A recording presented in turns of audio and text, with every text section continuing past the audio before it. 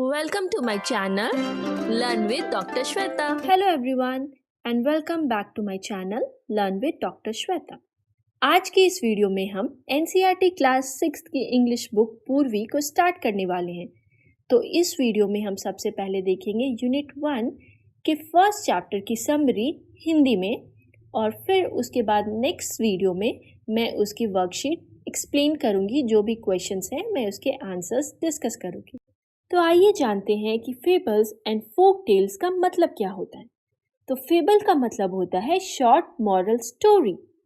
तो a fable is the short moral story with animals as characters. Fables में animals को characters के रूप में शो किया जाता है और इनके थ्रू हमें लाइफ लेसन सिखाने की कोशिश की जाती है।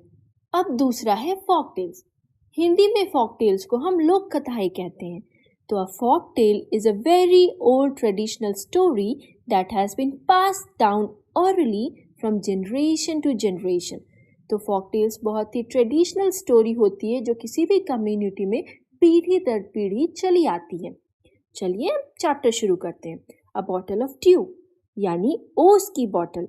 इसका मतलब एक ऐसी बॉटल से है जिसमें सुबह के समय पत्तों, घास या फिर कोई कूल सरफेस पर जमा हुई ओस की बूंदों को इकट्ठा किया गया हो।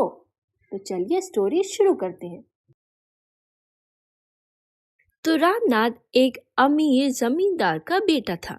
उसके पिता ने उसे बड़ी बड़ी जमीनें विरासत में छोड़ी थी, लेकिन रामनाथ ने एक भी दिन अपनी जमीन की देखभाल नहीं की। इसका कारण ये था कि उसे एक अजीब विचार ने पकड़ रखा था। वो मानता था कि एक मैजिक पोशन या फिर ऐसा कहे कि एक जादुई दवा होती है जो किसी भी वस्तु को सोने में बदल सकती है। वो अपना सारा समय इसी दवा के बारे में जानकारी जुटाने में लगाता था।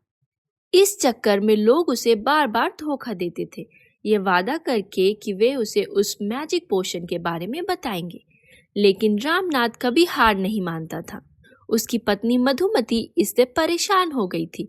उसे चिंता थी कि अगर ऐसा ही चलता रहा तो वे जल्दी ही कंगाल हो जाएंगे।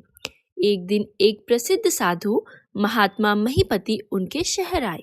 रामनाथ उनके शिष्य बन गए और उनसे मैजिक पोशन के बारे में पूछा।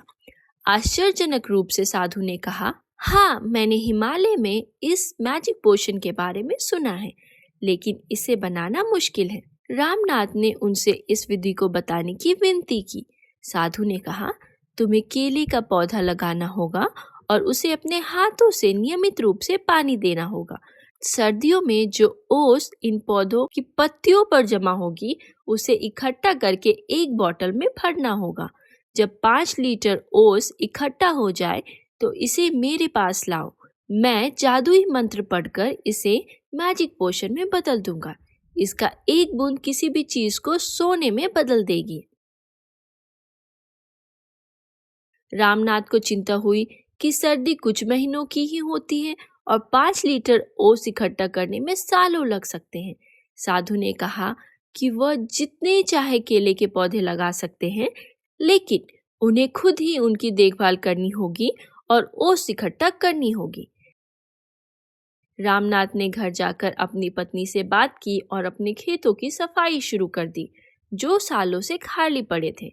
वहां उसने केले के पौधों की लंबी लंबी कतारें लगाई। उसने बड़ी मेहनत से उनकी देखभाल की। सर्दियों में वो ओस इकट्ठा करता और मधुमती केले के फल बाजार में बेचने ले जाती। धीरे धीरे उनकी इनकम बढ़ने लगी। 6 साल की मेहनत के बाद रामनाथ ने 5 लीटर ओस जमा कर ली। वो उसे बड़े जतन से साधु महीपति के पास ले गया। साधु ने मुस्कुराते हुए ओस पर मंत्र पढ़े और बोतल वापस कर दी। उन्होंने रामनाथ से इसे आजमाने को कहा। रामनाथ ने कुछ बूंदें एक तांबे के बर्तन पर छिड़की और इंतजार करने लगा कि वो सोने में बदल जाए, लेकिन कुछ नहीं हुआ। रामनाथ गुस्से में साधु से बोला, यह धोखा है। मैंने अपने जीवन के 6 साल बर्बाद कर दिए। साधु ने मुस्कुराते हुए मधुमती को बुलाया। वो एक बड़ा सा डिब्बा लेकर आई। जब उसने उसे खोला तो उसमें सोने के सिक्के का ढेर था।